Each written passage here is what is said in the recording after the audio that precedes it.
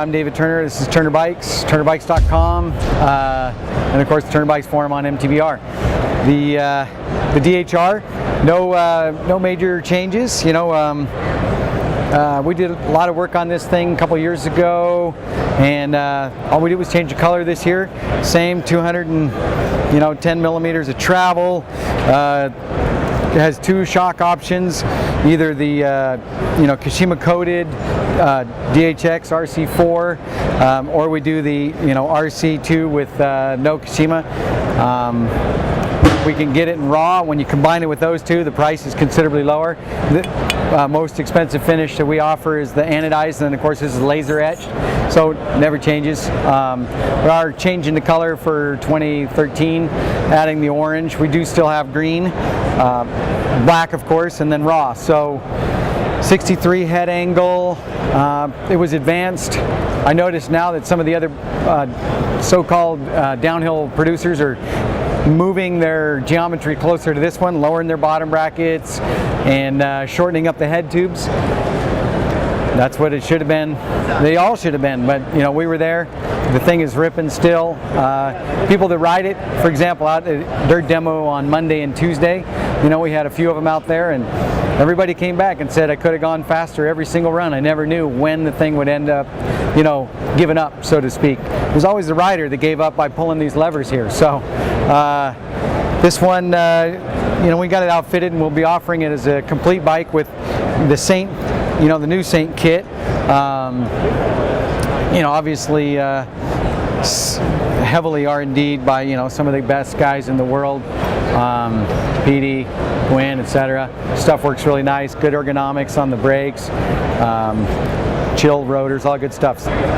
5-spot, 5.5 inches of travel.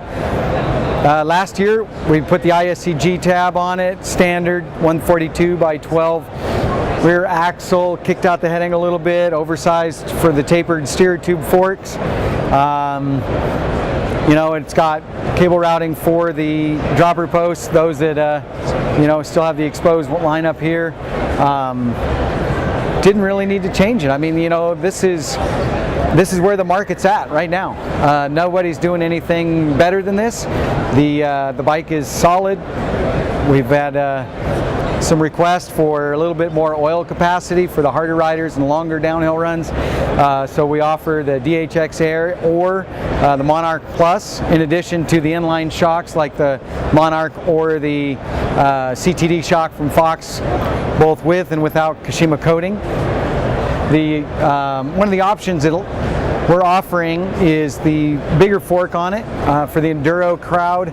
One thing that's become apparent is that there's really a shift in how the bike is used.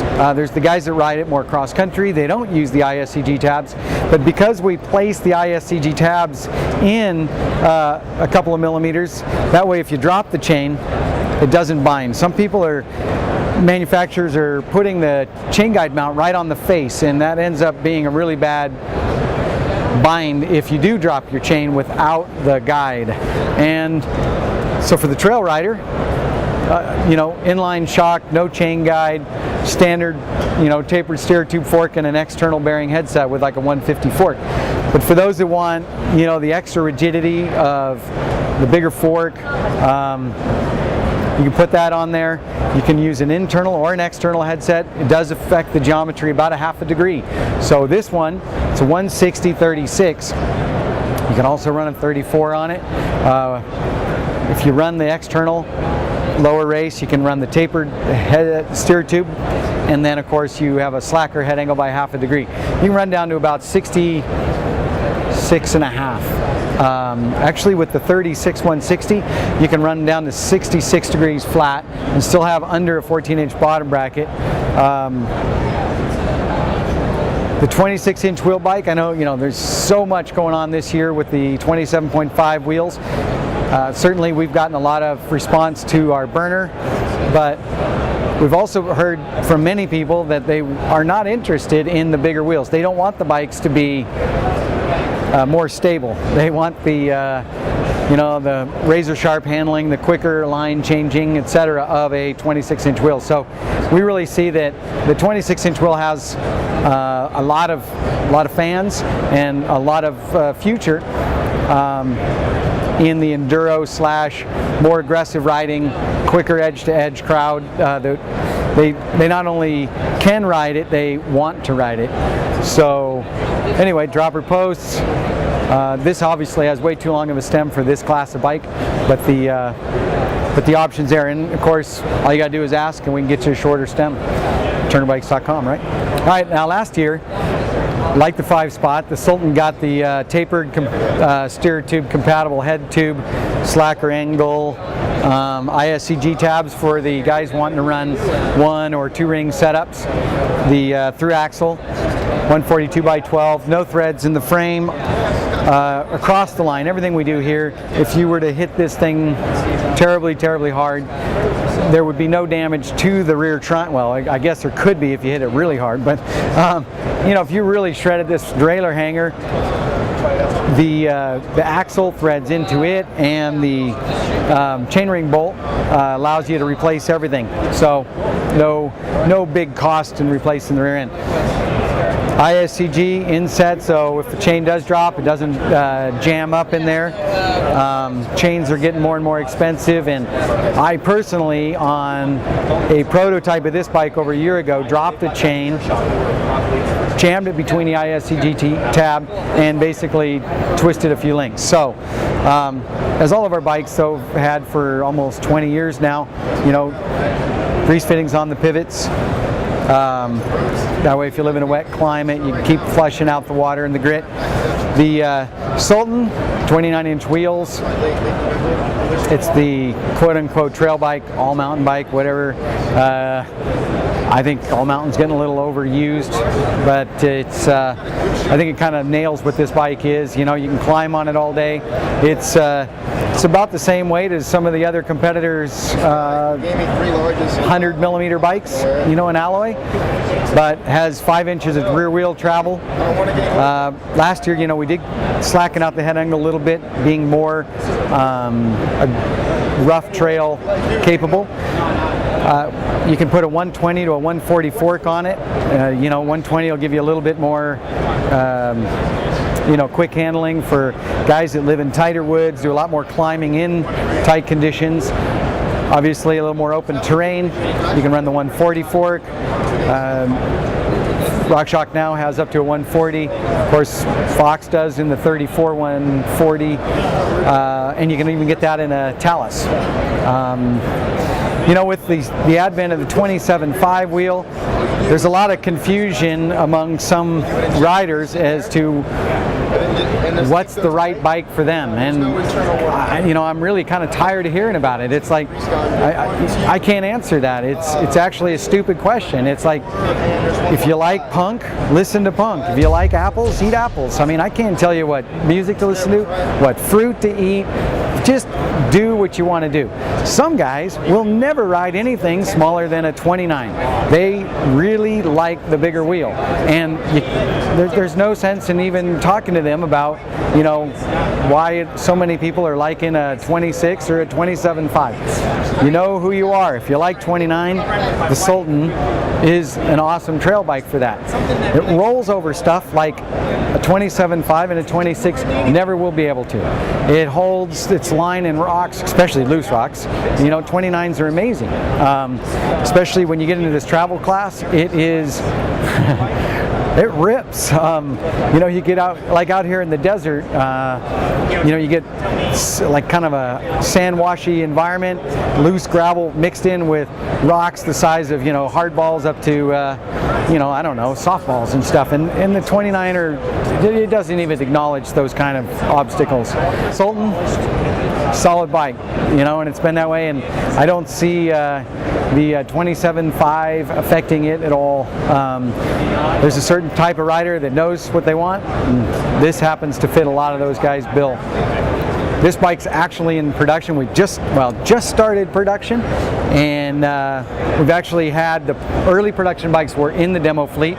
They were the raw versions. These polished bikes were built earlier in the summer, and we had a chance to actually finish them. So we show this indoors because it's prettier than the raw, under the bright lights of Las Vegas. But the production bikes have ISCG tabs. They have the same derailleur hangers that for the last year or so have proven so successful with the the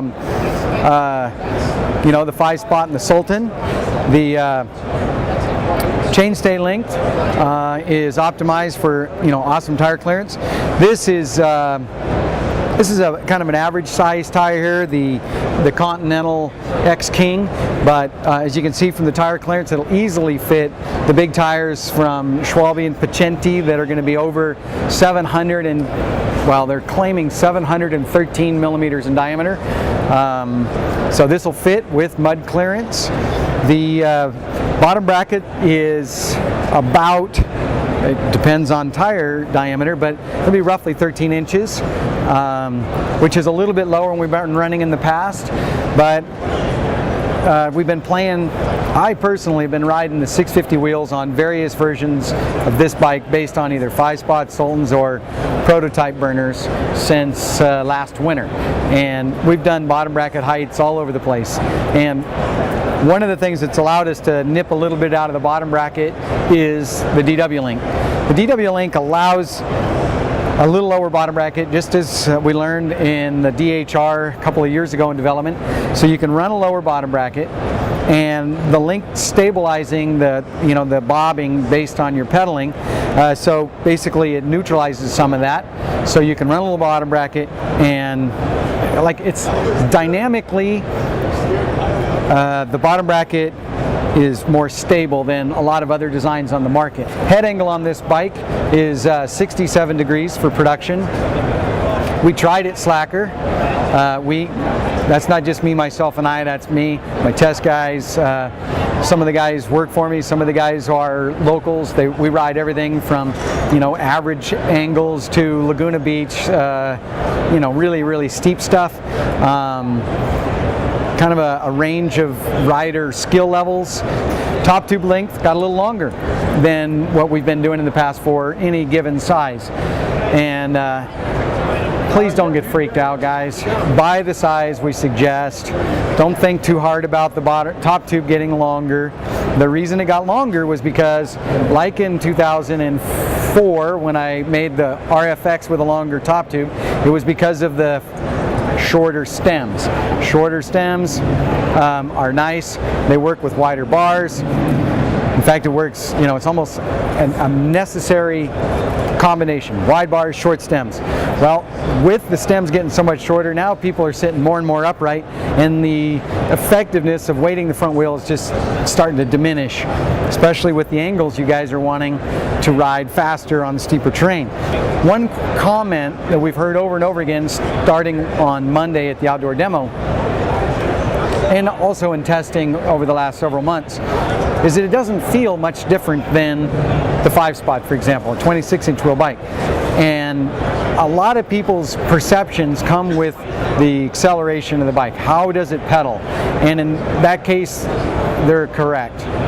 It is not much different than a 26 when you pedal it, because with the moment of inertia, the 27.5 wheel, 27.5, whatever, is actually closer to a 26 in feel. The further from the center or the axle as we get for a given amount of weight, the harder it is to get going. So a 29-inch bike like the Sultan is further from the 27.5. It's not a linear scale. Apples, pears, oranges, and bananas. Really depends on what your personality is, what you like. Do you like to rock out to Led Zeppelin, punk, new wave, whatever floats your boat. Bottom line here is the ride. We got to go for more rides, have more fun.